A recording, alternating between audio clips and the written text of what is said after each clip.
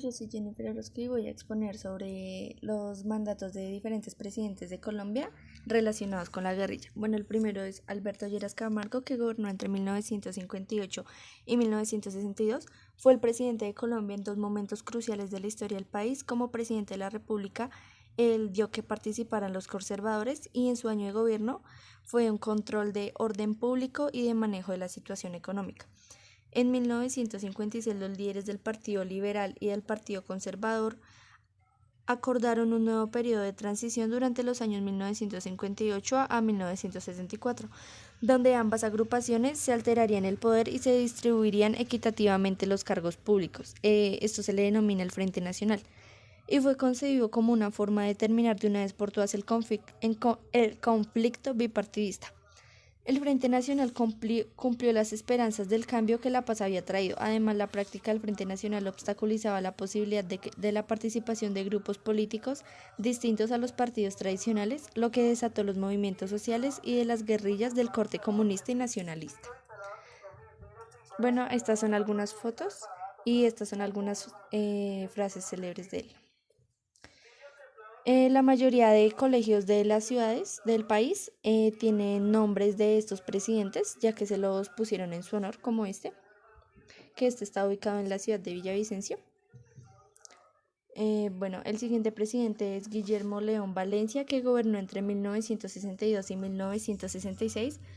Fue un político colombiano, elector de la República de Colombia en 1933 y presidente de la República entre el 62 y el 66. También dirigió el Partido Conservador y embajador de su país en España. Fue elegido presidente de la República para el periodo 62 a 66, siendo la segunda victoria de la coalición del Frente Nacional y la primera del Partido Conservador de Colombia. De esta manera sucedía en el poder Alberto Lleras. Bueno, al llegar a la primera magistratura se encontró con un país que todavía estaba muy afectado por la violencia. Su gobierno se caracterizó precisamente por lograr la pacificación casi completa del país. Para ello cuidó especialmente la designación de cargos burócratas que se repartió equitativamente entre liberales y conservadores y desató una gran ofensa entre los violentos. Su principal contribución a la administración del país fue la creación de la Junta Monetaria, que a ello se le sumó la devaluación del peso y la creación del impuesto a las ventas. También hay un colegio, que este es el escudo.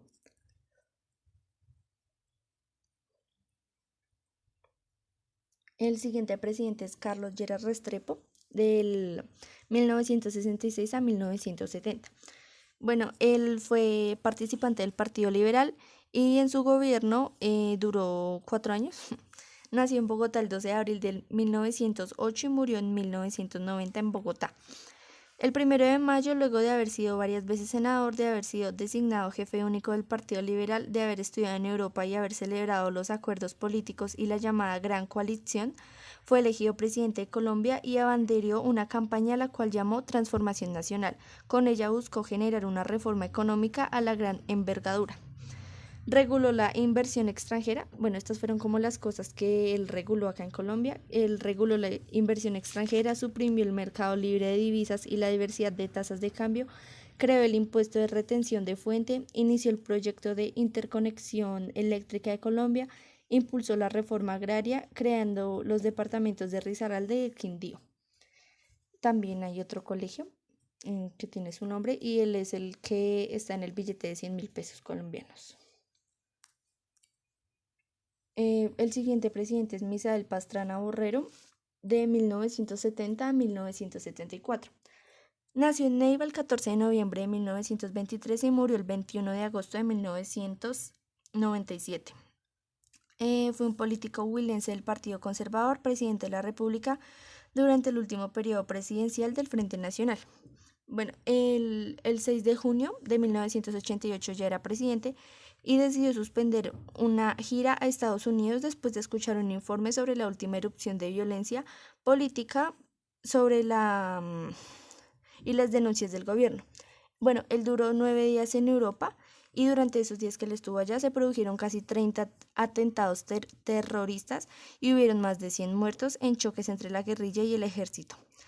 Él decía, Colombia se está deshaciendo y se está deshaciendo, aseguró el presidente Misael Pastrana. El 1 de junio el Ejército de Liberación Nacional voló 3 tramos de oleoducto en el caño Limón-Coveñas, 3 torres de energía y 2 puentes. Ese mismo día terminaron 8 marchas campesinas que movilizaron a más de 20.000 labradores de distintas regiones y que provocaron la muerte de 28 de ellos.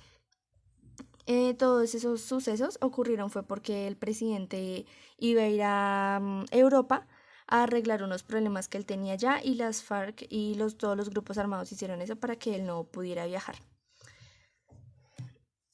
Este último hecho originó uno de los más largos enfrentamientos en los últimos tiempos. El ejército informó de que se habían causado más de 20 bajas de la guerrilla tras una ofensiva militar en la que utilizó tanques cascabel y hasta un bombardero.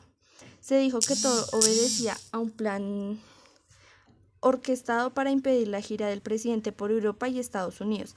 La subdivisión sigue atacando con mano dura y aseguran que ni aun tratándose de alguien importante deben negociar el gobierno con el terrorismo. El siguiente presidente fue Alfonso López Michelsen, de 1974 a 1978. Él nació en Bogotá el 30 de junio de 1913, fue un político liberal, presidente de la República. Cursó sus primeros estudios en el Gimnasio Moderno de Bogotá. Al ser regelada de la actividad política, dictó la cátedra de Derecho Constitucional en las Universidades Nacional Libre y en el Colegio Rosario.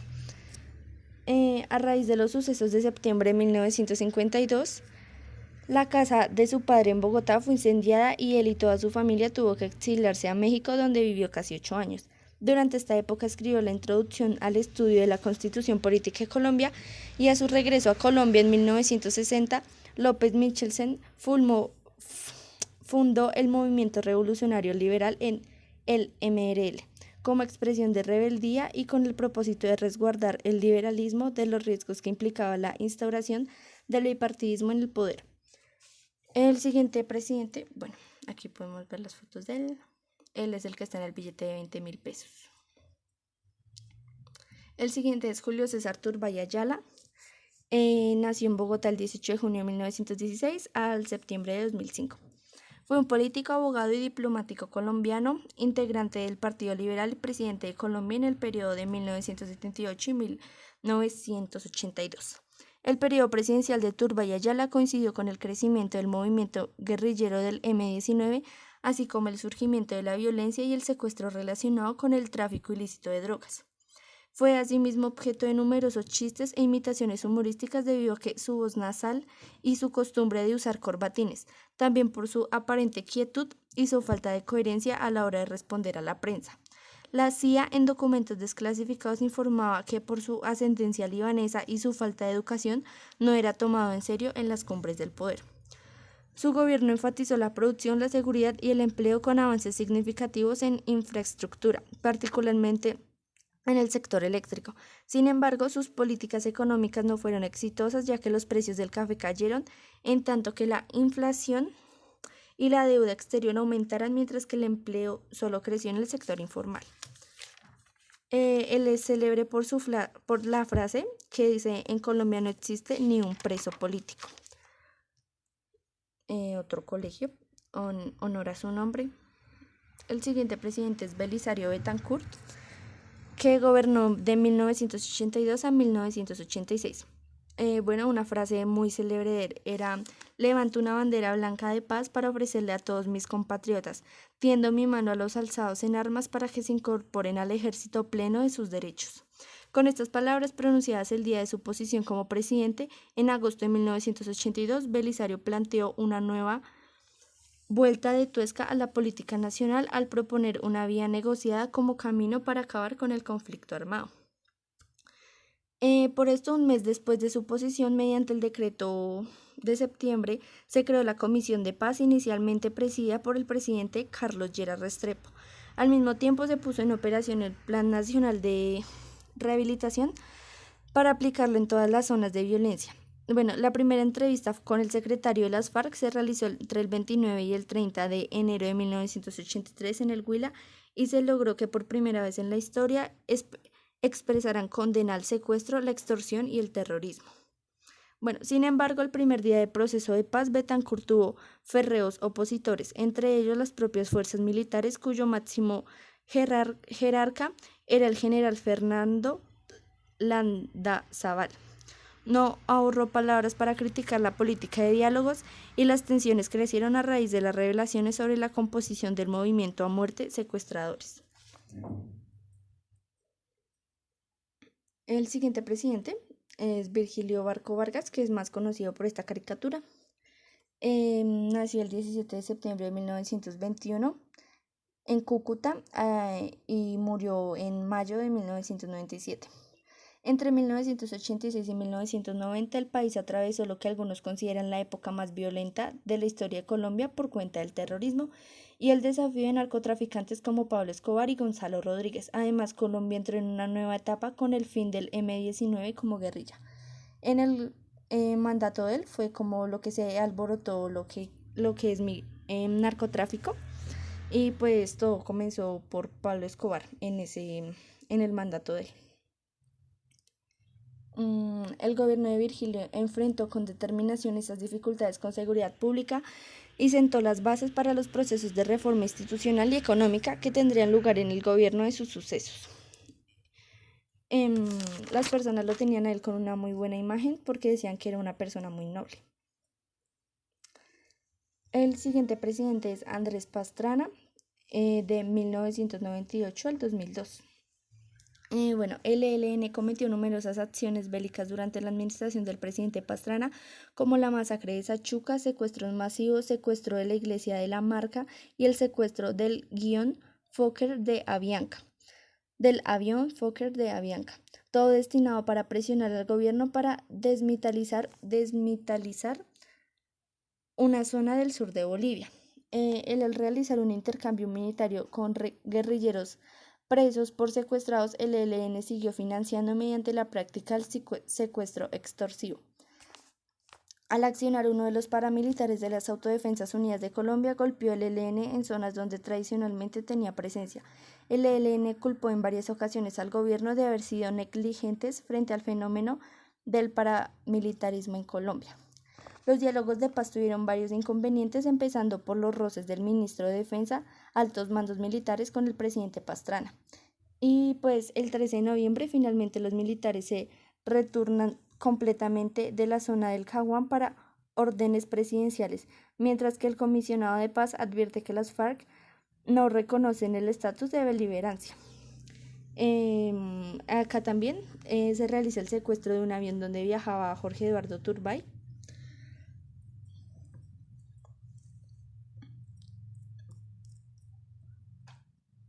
Se perdió el trabajo. No encontró. Bueno, el siguiente presidente es Álvaro Uribe Vélez, que mandó del 2002 al 2010. Uribe Vélez fue un presidente de Colombia entre 2002 y 2006 y lo volvieron a reelegir en 2006 al 2010. Pasó de ser un director de la Aeronáutica Civil al alcalde de Medellín, un país sumido en la violencia más dura por parte de grupos armados y en la desesperanza de un proceso de paz fallido que había dejado al expresidente Andrés Pastrana, a quien las FARC dejaron plantado en una cita en San Vicente del Caguán, en una sola imagen que pasó a la historia como la silla vacía. Un año antes de que Uribe llegara al poder, decía que Colombia nunca había estado tan cerca al abismo como se siente hoy y la falta de liderazgo. O sea que cuando él llegó estaba el país muy quebrado frente a la guerrilla, habían muchísimos secuestros y muertes. Durante su presidencia, Uribe lideró una fuerte ofensiva militar contra las FARC, que cambió el rumbo del conflicto. Su política de mano dura hizo que el gobierno, con las acciones terroristas, su gobierno de mano dura hizo que los secuestros y los asesinatos bajaran muy considerablemente. Bueno, Uribe Vélez es el presidente, por decirlo así, más conocido porque es el que dicen que tuvo más relación con las FARC y que él era guerrillero. Bueno, algunas de sus acusaciones fueron la manipulación de testigos, fueron los falsos positivos, que fue el caso más conocido porque fue cuando mató a civiles por hacerlos pasar como guerrilleros. Otros cargos menos importantes fueron las interceptaciones legales y la masacre del Aro y las colaboraciones que tenía en prisión. El último, pero no menos importante presidente fue Juan Manuel Santos, que nació en agosto de 1951. Es un político economista colombiano ganador del Premio Nobel de la Paz, que ejerció cargo de presidente de la República desde el 7 de agosto del 2010 hasta el 7 de agosto del 2018. Él, como Uribe, fue reelegido. Él ganó la segunda vuelta con 10 millones de votos, que hasta el momento es la votación más alta de la historia del país, y pues su candidatura tuvo el apoyo de Uribe. Como presidente llevó a cabo una ambiciosa agenda de reformas que incluso la ley de víctimas y la ley de ordenamiento territorial, la ley de tierras, la reforma política y judicial. También creó la Agencia Nacional de Infraestructura, con la que impulsó el programa de construcción de infraestructura más ambicioso del país hasta el momento. Durante el gobierno dio el golpe más importante que ha revivido la guerrilla de las FARC, al dar de baja a Jorge Briceño, alias el Mono Jojoy, en un bombardeo en el Meta. Empezó su periodo de pie derecho y le apostó a sacar adelante las negociaciones para firmar un acuerdo de paz con las FARC. El sueño de él siempre fue la paz en el país. Su segundo mandato estuvo protagonizado por el proceso de paz con la guerrilla. Los negociadores iniciaron normalmente el 16 de octubre del 2002 en Noruega. Estas posturas dieron origen a la versión modificada de sí mismo acuerdo firmado el 24 de noviembre del 2016 en el Teatro Colón.